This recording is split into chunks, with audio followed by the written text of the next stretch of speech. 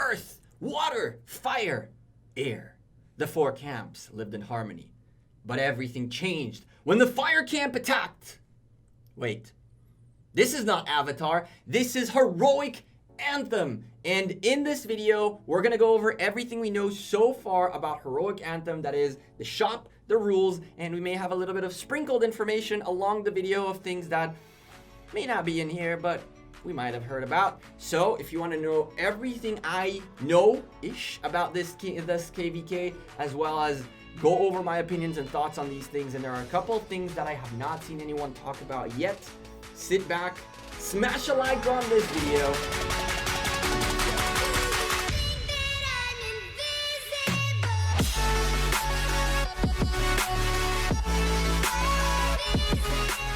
Hey there YouTube, welcome back to Gekko Gaming. I am literally sitting at work, but I woke up this morning and at 3 a.m. server reset, bam, this came out in Kingdom 2. And boy, oh boy, Heroic Anthem is here, and there's a lot to talk about. Before we start though, I am a sponsored content creator by Rise of Kingdoms, and if you enjoy the content, don't forget to slap a like on this video, and of course, subscribe to the channel. 65% of you aren't subscribed yet. Welcome to all of you new viewers. I hope to earn your subscription today. Quick spoiler alert, there are a couple of things that I might sprinkle in here that that may or may not be. Anyway, so in Kingdom 2, our 102 cam is out, and boy, oh boy, the horn showed up. That's right, when you click on the horn, this is not only Heroic Anthem out, but also Choose Your Story is now out. Light versus Darkness, Trojan Horse, and Heroic Anthem. Now, a lot of people are saying Trojan Horse is Season 1, this is Season 1 and 2, that's Season whatever, Light versus Darkness, and then Heroic Anthem is the third option. Well, maybe not. I have not heard confirmation of this just yet. I don't know about this Trojan Horse. Stay tuned for that. But we're going to focus on Heroic Anthem today. And for the record, on the Choose 'em story, kingdoms have not participated 3 times in a row will now be automatically registered this time. This is an interesting one that we really got to keep an eye on because by the looks of it, you might need to play each season 3 times in a row. Once you pick one, you have to play it 3 times in a row. So this could determine a lot of the future of these kingdoms, as 3 seasons is potentially a good long time. And what this means is that once a kingdom chooses what type of KVK they plan on going into, that kingdom might be sealed into a season for a good few months, if not more than that. So there could be potentials in here where now we're categorizing kingdoms into which ones like to go to which KVKs. This mechanic is really, really interesting. I'm looking forward to see how this works out in a global way. If you look at the registration rules, kingdom can unite as one to choose their story. Once the king of the kingdom chooses and registers, all governors will be there. After the registration period, kingdoms cannot change their story. Multiple camps will be placed in the same story. Camps may be comprised of multiple kingdoms. Not compromised. Kingdoms who did not participate 3 times in a row will be automatically registered to a random story during the next registration period. So essentially, you're supposed to be, maybe this means that you only can choose KVKs after the 3rd KVK in your kingdom. So only season 4 and on, you can start choosing which one to go to. This can kind of kill a lot of migrations because some people have been migrating to younger kingdoms to do KVK season over and over and over, the season 2 over and over again, as they prefer that mode over Light versus Darkness. But now it seems like you're not going to be able to get away from getting a random type of story in the beginning in your kingdom and until the 3rd time. So younger kingdoms will essentially have this disadvantage of being forced to play a KVK they don't really want necessarily. This is going to be an interesting thing to see. Heroic Anthem has a total of 7 kingdoms in. This is really weird. I'm assuming that the 8th kingdom just hasn't clicked register yet. 7 have registered. It was 6 when I recorded the first version of this video. It was a bit long, so we re-recorded that. A 51-day long event with 4 camps in it. Earth, water, fire, and air. Yes, this is Avatar, but not really. Oh, what a great show. Those of you who know what that reference was, make sure you're slapping a like on the video and comment down below hashtag The Last Airbender, so I know you guys caught the reference. And if you didn't catch the reference, you can Google it too. Let's go into the shop real quick and start from there, because boy, oh boy, there's a lot to talk about here. Most of you have seen this already, because unfortunately this came out at 5 a.m. my time and I couldn't get the video out for you guys up until now. And so we have a ton of rewards in the shop available. And now there are two types of currency. There is the, we'll call it the bronze currency season coins and the conquest gold coins. You can earn the bronze coins by doing crystal research center, completing researches in the crystal research center, and you get the conquest coins by essentially getting enough crusader achievements. Now, if we take a quick peek, you're gonna see the 4 legendary skins available, and you can choose whichever one you want. After 3 seasons of 5 coin blueprints on me, we finally get to choose our reward, which is, it's going to be insane. Winning KVK has become a very important thing once more, and this is a good thing as well as a bad thing, and we'll discuss that momentarily. So, as funny as it seems, the first 2 options, 25 legendary commander sculptures and 10 legendary equipment material crates, seem to be the worst thing out of the rewards, really. I mean, granted, down here, if we keep scrolling down, you guys already saw all of this. The avatars and frames and all that, yeah, that's probably worse than this. But still, I mean, oh my lordy, 4 skins. I'm so pumped to get this on the jumper, that on the big account. Finally, about damn time we can get these skins. And I'm kind of curious because this was part of the DICE event as well. So is it going to be part of the DICE event as well? This is going to be really, really, really frustrating if you get your Twilight Falls out of this event and then the DICE event comes out and you get a Twilight Falls again. Although, in theory, on that event, it said that skins that you have, you cannot get. So it would be interesting to see what happens. These have become much less rare at this point. And that's not necessarily a bad thing. They were a little bit too rare. So with that being said, how do you get these coins and what else do we have available? All the accessory blueprints are now available as well, and you'll be able to choose 1 or I believe 2 of them out of this whole shebang. I would assume that these coins come out of like sort of participation coins, which are kind of like the Soluna coins in the sense that the more you hunt barbarians or whatever it'll be, the more of these coins you can get. I would hope and pray that Lilith made it so that you cannot essentially clean the shop in 1 KVK, no matter what kind of player you are. I can see a real situation in which players like Baba and MF and YY and Mad Phantom and all sorts of other players that can just drop a bunch of money on the game essentially and get a ton of AP out of the season, out of the the first stage of Past Glory.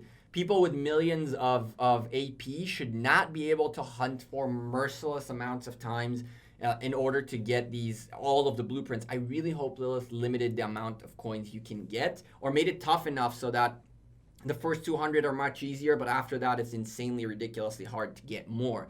Sorry, my friends YY, Baba, and all of the folks that I mentioned. There's a Baba running on the name running on the screen right now. Sorry for not being nice to you in that sense. I do want you guys to get rewards, but I would really prefer that you guys don't have all of this after 1 season, right? And so this will be very interesting. It will cause one more change in the meta in Rise of Kingdoms, and that is the amounts of choices you have here are so big that you are going to have a diversification of players finally. You're going to have players that are going to get this blueprint and not that blueprint, and so you can get to a point in which you're not like everybody else. And the kingdom can now coordinate multiple folks to have multiple types of blueprints for multiple types of usages. And so this creates diversity in the fighting as well. I really, really, really love it. I really do. The other types of rewards you have down here are the gold coin rewards. Now, the way you get these coins is a little bit interesting to discuss. Essentially, these coins are the kind of like the winning rewards of KVK, as well as the burn Crusader Fortress to get a coin kind of rewards, right? And so what I'm assuming, based on looking at this, is that there's not going to be that many coins available every single season. If I were a gambling man, I would honestly say that there will be between 3 to 4 total coins you can get out of every single season as a winning kingdom that got all the potential rewards.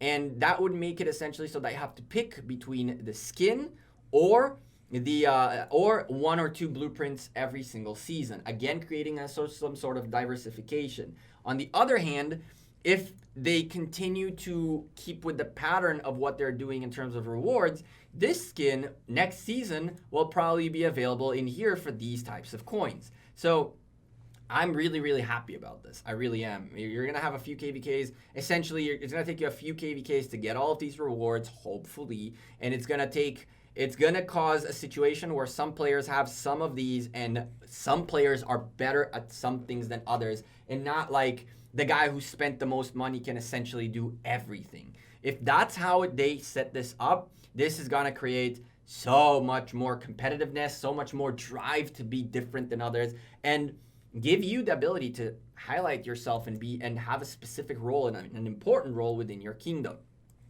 When it comes to these coins, I would assume, if I were to guess this, I would assume that a good number for you to be able to get out of a KVK, if you grinded the way you get these coins essentially, should be the availability of getting 1 skin and 1 blueprint. I feel like 1 skin and 1 blueprint seems fair, although even that could be a lot. Maybe it's 1 skin or 1 blueprint and some other things.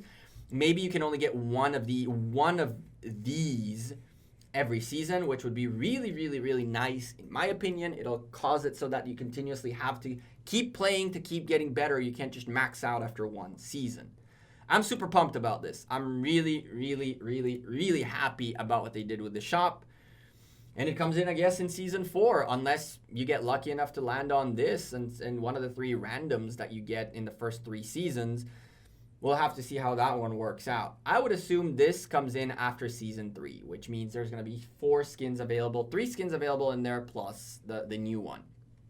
We'll have to see how that one works out. There's a little bit of contradictions in Lilith's text, unless they change it so that this is dynamic, because we've already gone through all of this. That's what's available, but only after 3 seasons there'll be 1, 2, and 3 available, and that's that, not this.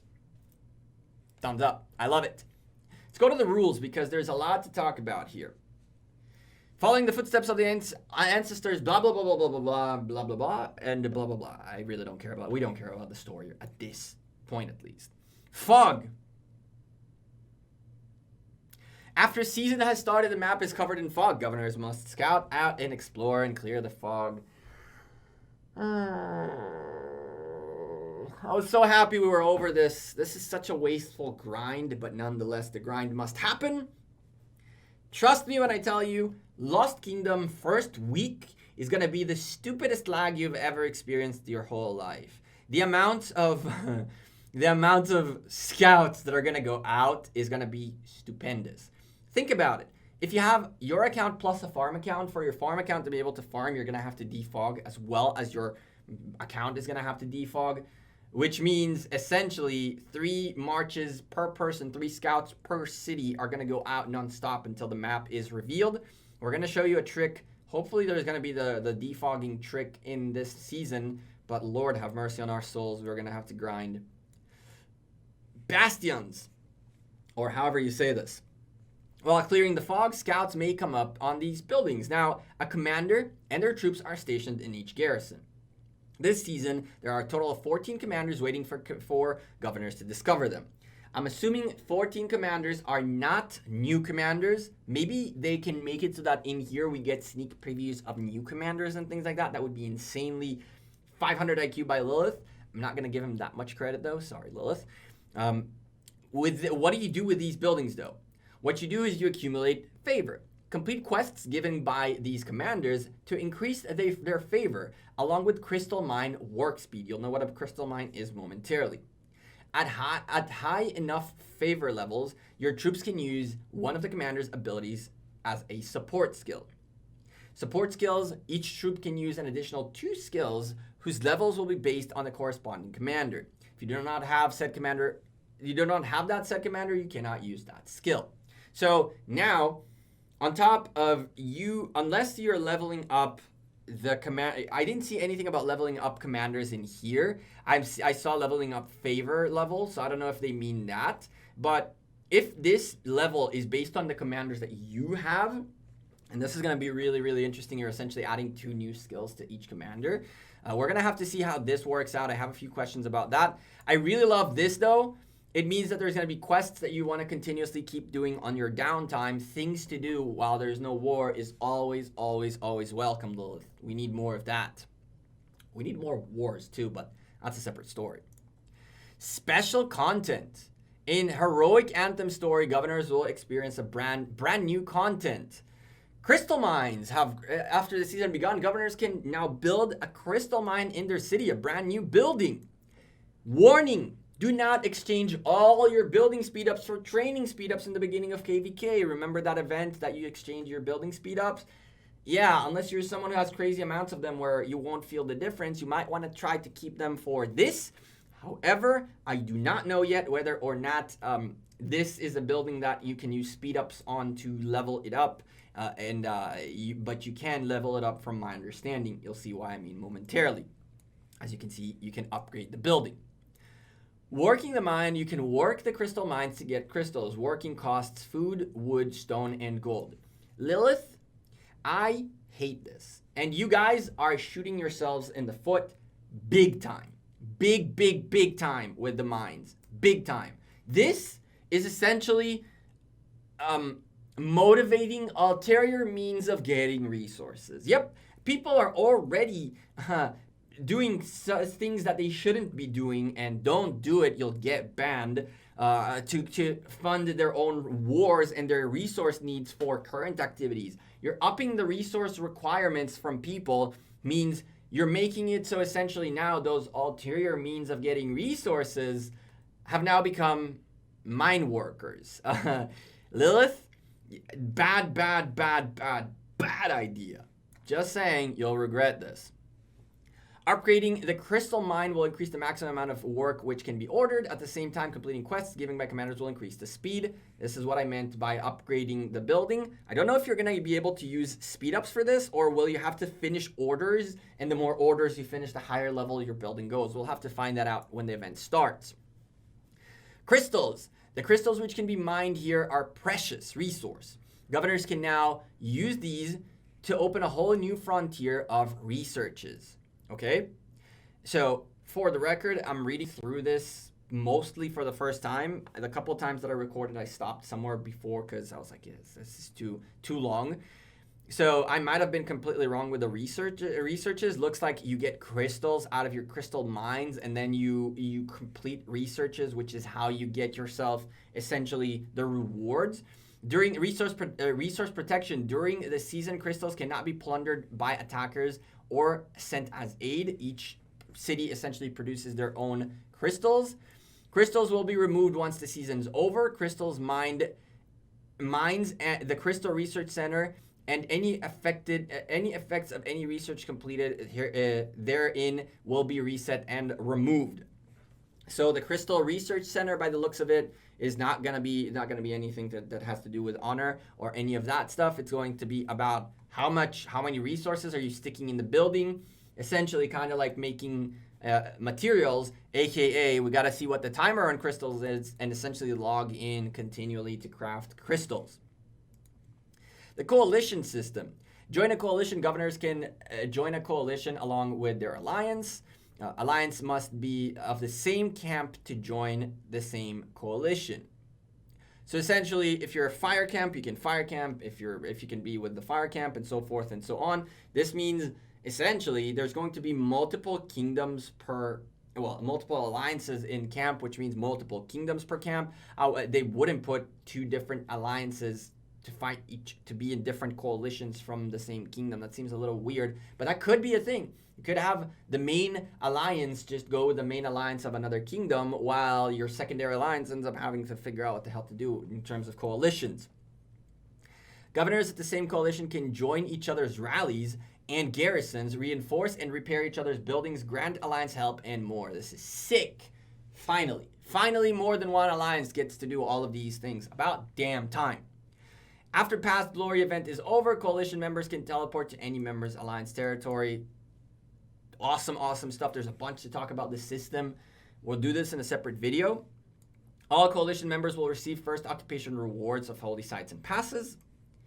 All coalition members will receive boost effects from holy sites, passes, and passes will open for all members in the alliance. So everybody shares. Essentially, all the occupations and all that good stuff is shared by the coalition, and at the end of the season, say our goodbyes and prepare to reunite for our reunion in the future. You can create a coalition at some other time.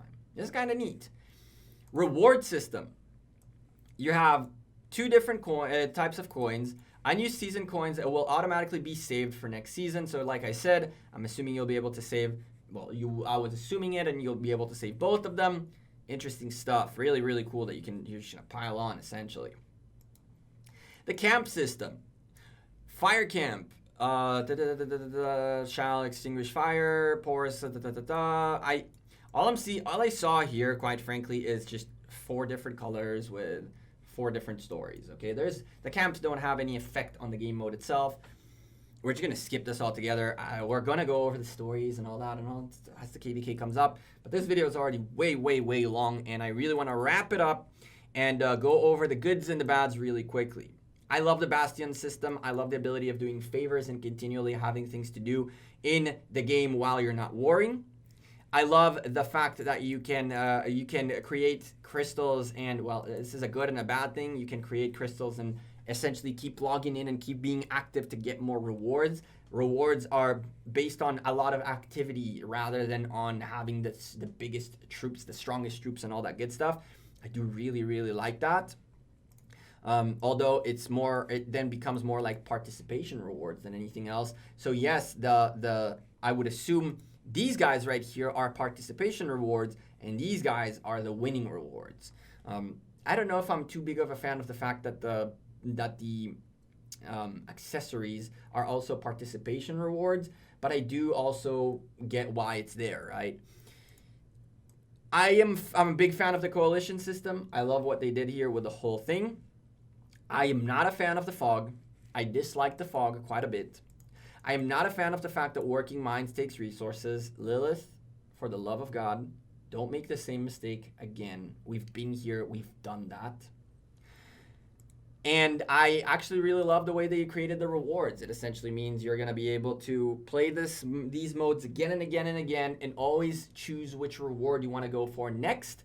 And you can really, by just playing the game mode, winning or losing, get a huge progress in your account by being part of this event, which is not something that was that achievable up until now. Granted, if you hunted barbarians, you did get a lot of things. If you did your honor points, you did get a decent amount of rewards. But now it's like legendary type of stuff. I love it. What do you all think? Leave me a comment down below and let me know. I'm Gekko. I'm out of here. I appreciate every single one of you. Drop the like on this video. Of course, subscribe to the channel. We'll talk about this in so much more depth on Saturday's stream. And Friday, tomorrow, we'll be doing an Among Us stream, 5 p.m. UTC. You're welcome to come join. Anyone in the chat is welcome to join the games, and we're going to just have a good time. I'll see you all sooner rather than later. Enjoy the rest of your week and take care. Have a good one. Peace.